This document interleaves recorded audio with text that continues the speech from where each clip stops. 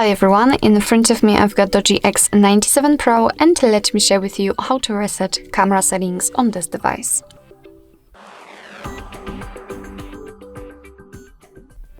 So first of all we have to open the camera app, so let's tap on it and basically, maybe let me apply the grid lines. Let's tap on the settings which are in the right upper corner and let me tap on the grid line. It is because I'd like to show you the visual evidence that the reset option will work, so they should disappear. So in order to reset the settings we have to enter the settings themselves, so the same section.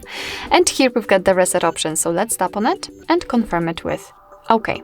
And as you can see, we just got back to the camera, but we cannot see the grid lines, which is the evidence that we just successfully reset all camera settings.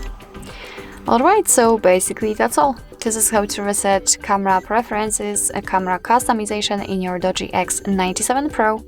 Thank you so much for watching. I hope that this video was helpful, and if it was, please hit the subscribe button and leave the thumbs up.